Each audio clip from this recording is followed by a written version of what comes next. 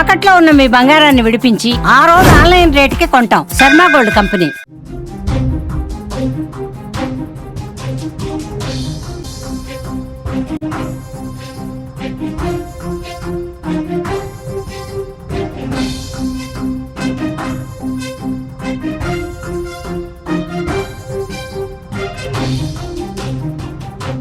ఇది ఖచ్చితంగా భర్తలకు ఒక హెచ్చరిక అని చెప్పాలి.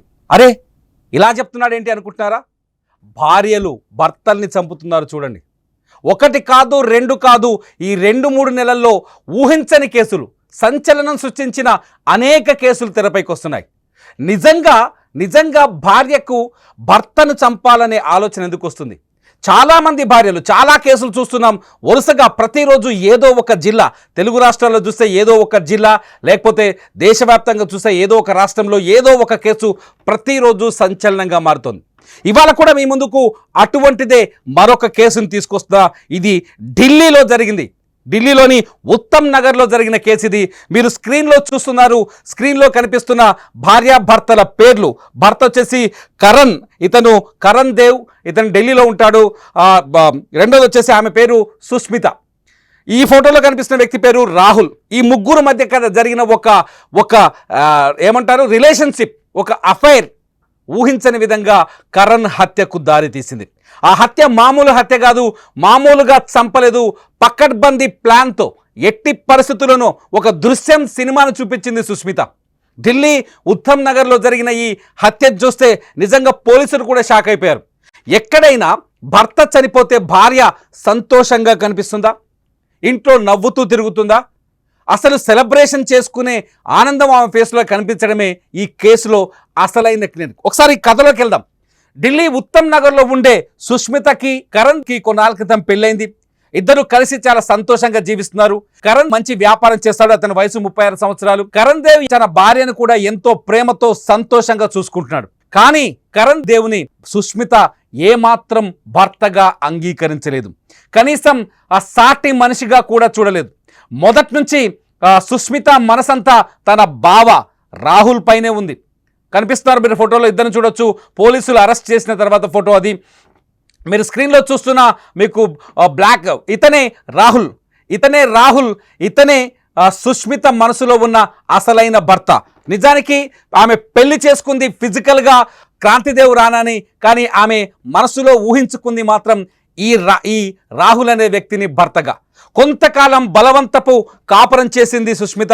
చాలా రోజుల పాటు బలవంతంగా అతనితో జీవితాన్ని కొనసాగించింది. కానీ ఎప్పటికైనా ఆ భర్తను వదిలించుకోవాలని నిర్ణయించుకుంది. భర్తను వదిలించుకోవడానికి అనేక మార్గాలు ఉండొచ్చు.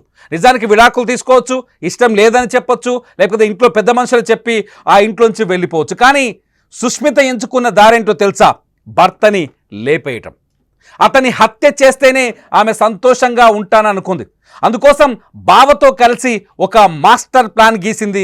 ఆ మాస్టర్ ప్లాన్ ఏంటి అంటే నిజంగా మొత్తం దేశం ఆశ్చర్యపోయే మాస్టర్ ప్లాన్. ఒకరోజు జూలై 13వ తేదీన భర్త భోజనంలో 15 నిద్రమాత్రలు కలిపింది. ఈ నిద్రమాత్రల్ని అతను భోజనంలో ఆ నిద్రమాత్రలకు కలిపిన ఫుడ్ తిన్న తర్వాత ఊహించని విధంగా ఆయన షాక్లోకి వెళ్ళిపోయాడు. అపస్మారక స్థితికి వెళ్ళిపోయాడు కరణ్ దేవ్ ఎప్పుడైతే అపస్మారక స్థితికి వెళ్ళిపోయాడో అప్పటి నుంచి బావకి సమాచారం అందించింది.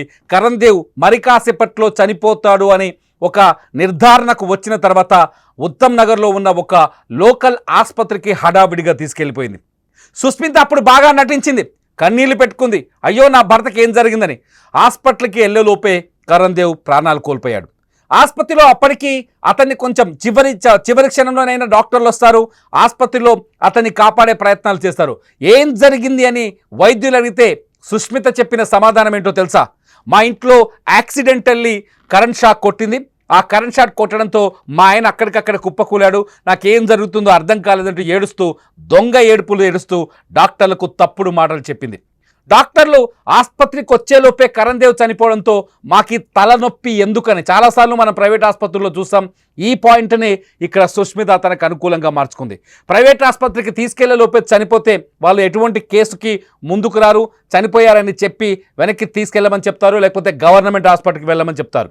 కానీ సుష్మిత కూడా ఈ విషయం తెలిసి చాలా తెలివిగా డాక్టర్లు చెప్పిన మాటను ఏదైతే ఆసుపత్రికి వెళ్ళలోపే చనిపోవడంతో డాక్టర్లు వాళ్ళు కూడా ఆసుపత్రి యాజమాన్యం కూడా ప్రైవేట్ ఆసుపత్రి యాజమాన్యం కూడా డెడ్ బాడీని గవర్నమెంట్ ఆసుపత్రికి తీసుకెళ్ళండి అనే ఒక ఉచిత సలహా ఇచ్చి వెళ్ళిపోయారు. ఈ పాయింట్ని సుష్మిత తనకు అనుకూలంగా మార్చుకుంది. డెడ్ బాడీని గవర్నమెంట్ ఆసుపత్రికి తీసుకెళ్లకుండా నేరుగా ఇంటికి తీసుకొచ్చింది. అప్పటికే కరణ్ చనిపోయినట్టుగా కుటుంబ సభ్యులందరికీ సమాచారం ఇచ్చింది. దీంతో బంధువులంతా తీవ్రమైన రోదన కన్నీళ్లతో ఇంటికి వచ్చారు. సహజంగా జరిగేది అదే. ఎక్కడైనా మన ఇంట్లో మనిషి చనిపోయాడంటే ఫస్ట్ అతను ఎలా చనిపోయాడనే పాయింట్ని కొంతవరకు తెలుసుకొని అతని మృతదేహాన్నో అతని ఫోటోనో చూస్తే మనం దుఃఖాన్ని ఆపుకోలేము, బోరున విలపిస్తాం. కుటుంబ సభ్యులంతా బోరున విలపించారు. తట్టుకోలేని పరిస్థితి. దీంతో ఈ ఎమోషన్ని తనకు అనుకూలంగా మార్చుకుంది. ఇంట్లో కరెంట్ షాక్ కొట్టింది. కరణ్ చనిపోయాడు, అయ్యో నా భర్త నన్ను వదిలేసి వెళ్ళిపోయాడంటూ మళ్ళీ డ్రామా ప్లే చేసింది. ఇదంతా అయిపోయింది. కరణ్ అంత్యక్రియలు ముగిశాయి. కరణ్ డెడ్ బాడీని ఖననం చేశారు. కరణ్ డెడ్ బాడీని పూడ్చిపెట్టారు. వాస్తవానికి ఖననం చేసిన తర్వాత ఈమె సుష్మిత మోహన్లో ఊహించనంత ఆనందం కనిపిస్తోంది. గతంలో భర్త ఉన్నప్పుడు అతనితో కాపురం చేస్తున్నప్పుడు కానీ ఎప్పుడూ కనిపించనంత ఆనందం భర్త చనిపోయిన తర్వాత ఈ సుష్మిత మోహన్లో కనిపించడం, సుష్మిత ప్రవర్తన వంకర టింకరగా ఉండడం, సుష్మిత అట్లాగే తన బావ, ఆమెకు వరుసకు బావైన రాహుల్కి మధ్య కొంత సాన్నిహిత్యం ఎక్కువగా కనిపించడం, వాళ్ళిద్దరూ కలిసి ఎక్కువగా మాట్లాడుకోవడం, ఇంట్లో హడావిడిగా కలిసి తిరగడం, ఈ డెత్ తర్వాత జరిగే కార్యక్రమాల్లో వాళ్ళ పాత్ర బలంగా కనిపించడం, ఇవన్నీ చూసిన కరణ్ తమ్ముడికి అనుమానం వచ్చింది. ఇక్కడేదో మ్యాటర్ ఉంది అని అనుమానించిన కరణ్ సోదరుడు వెంటనే ఢిల్లీ పోలీసులకి సమాచారం ఇచ్చాడు. ఢిల్లీలోని ఉత్తమ్ నగర్ పోలీసులు రంగంలోకి దిగారు. అసలు ఏం జరిగిందని విచారణ మొదలుపెట్టారు. ఈలోపు కరణ్ సోదరుడు ఇంకొక రహస్యాన్ని కూడా కనిపెట్టాడు. తన వదిన సుష్మితకు సంబంధించిన ఇన్స్టాగ్రామ్ చాట్ని వెలికి తీశాడు. మీరు స్క్రీన్లో చూస్తున్నారు. మేము అందులో కొన్ని అసభ్యకరమైన పదాలు ఉండటం వల్ల ఆ ఇన్స్టా చాట్ను మీకు చూపించలేకపోతున్నాం. ఈ ఇన్స్టాగ్రామ్ చాటింగ్లోనే రాహుల్ సుష్మిత ఇద్దరు కలిసి కరణ్ని ఎలా చంపాలని ఒక మాస్టర్ స్కెచ్ వేసుకున్నారు. ఆ మాస్టర్ స్కెచ్ ఏంటంటే, నువ్వు కరణ్ ఫుడ్లో నిద్రమాత్రలు కలుపు. నిద్రమాత్రలు కలిపిన తర్వాత అతను అపస్మారక స్థితిలోకి వెళ్తాడు.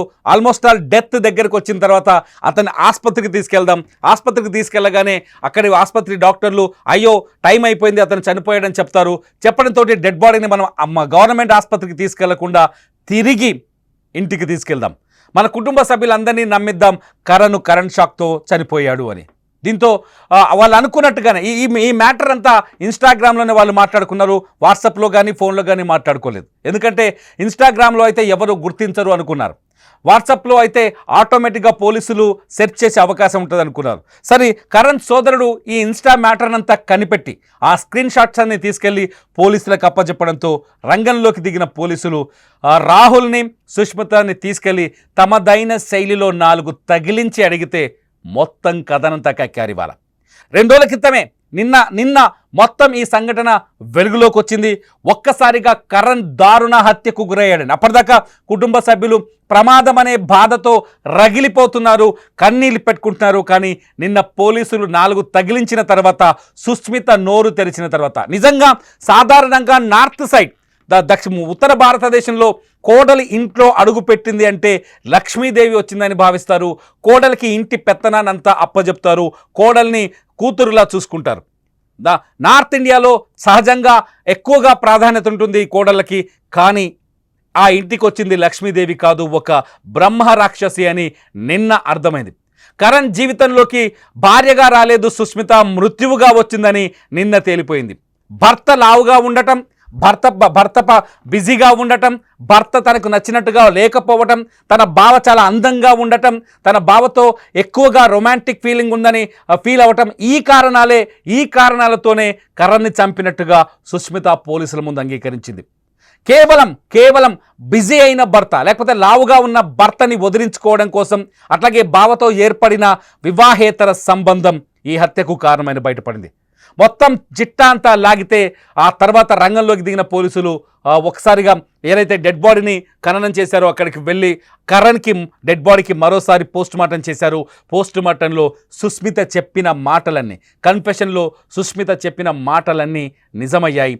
అతను పాయిజన్ ఏదైతే నిద్ర మాత్రలతోనే చనిపోయాడని తేలిపోయింది. దీంతో కథ మొత్తం బయటకు వచ్చింది. అందుకని నేను చెప్తున్నాను, మీ స్క్రీన్ పైన చూస్తున్నారు, భార్యలు భర్తల్ని చంపేస్తున్నారు, జాగ్రత్త అని. ఒక్కటి సంఘటన కాదు ఇది ఒక్క సంఘటన కాదు. మేఘాలయలో మనం చూసాం, సోనం రఘువీర్ భర్త రఘువీర్ని పెళ్లి చేసుకున్న 6 రోజులకే మేఘాలయలో తన భర్తని, అంటే మధ్యప్రదేశ్ ఇండోర్కి చెందిన సోనం హనీమూన్ పేరుతో భర్తని మేఘాలయకు తీసుకెళ్ళి అక్కడ సుపారీ ఇచ్చి అట్లాగే తన ప్రియుడు సహాయంతో అత్యంత దారుణంగా భర్తను చంపేసిన సంఘటన గుర్తు చేసుకున్నాం. అలాగే మన మహబూబ్ నగర్ జిల్లా నాగర్ కర్నూల్లో కూడా భార్య ఐశ్వర్య తన భర్తని అత్యంత దారుణంగా తన ప్రియుడు సాయంతో చంపేసిన సంఘటన చూసాం. వరుసగా ఇలాంటి ఇన్సిడెంట్ చూస్తూనే ఉన్నాం. అయినప్పటికీ కూడా మళ్ళీ ఇటువంటి సంఘటనలు పునరావృతం అవుతూనే ఉన్నాయి. నిజంగా సోషల్ మీడియాలో కూడా కొన్ని మీమ్స్ వస్తున్నాయి, సోషల్ మీడియాలో కొన్ని షార్ట్స్ తయారు చేస్తున్నారు క్రియేటర్స్. దయచేసి, అంటే ప్రియుడు ఉంటే దయచేసి నన్ను చంపొద్దు అని భర్త వేడుకుంటాడు, అటువంటి మీమ్స్ కూడా తెరపైకి వస్తున్నాయి. అంటే సమాజంలో ఈ వివాహేతర సంబంధాలు ఎంత దుర్మార్గమైన పనులు చేస్తున్నాయి, ఎంత సమాజాన్ని ఎంతలా నాశనం చేస్తున్నాయని చెప్పడానికి ఈ వరుస సంఘటనలే నిదర్శనం. మీరేమనుకుంటారు? ఎందుకంటే మన ఇంట్లో కూడా ఆడవాళ్ళు ఉన్నారు, మన ఇంట్లో కూడా పిల్లలు ఉన్నారు. మనం కూడా అంటే జీవితంలో ఏ భర్త అయినా భార్యను మాత్రమే 100% నమ్ముతాడు. ప్రతి భర్త భార్యను మాత్రమే నమ్ముతాడు. అటువంటి భార్య భర్తను హత్య చేస్తుందని, భార్యలు భర్తలపైన హత్యలకు, మర్డర్కు ప్లాన్ చేస్తున్నారని, అసలు భార్యాభర్తల బంధం పైన నమ్మకం పోయేలా వెలుగు చూస్తున్న ఈ సంఘటనల్ని మీరెలా చూస్తున్నారు? ఈ నిజంగా భార్యాభర్తల బంధం పైన వరుసగా ఎదురవుతున్న సంఘటనలు, వరుసగా నమోదవుతున్న హత్య కేసులు, ఇవన్నీ చూస్తుంటే భార్యాభర్తల బంధం పైన కూడా అనుమానాలు పెరిగే పరిస్థితులు ఏర్పడ్డాయా? మీరేమనుకుంటున్నారో ఈ వీడియో కింద కామెంట్ చేయండి. మీ సుమన్ టీవీ ఈ వీడియో కింద మీరు మీ అభిప్రాయాలు తెలియజేయచ్చు. మీ అభిప్రాయాలు బాగుంటే ఖచ్చితంగా వాటిపైన మరో వీడియో చేస్తా. సుమన్ టీవీలో లైవ్ అప్డేట్స్ కోసం చూస్తూనే ఉండండి సుమన్ టీవీ డిజిటల్ లైవ్.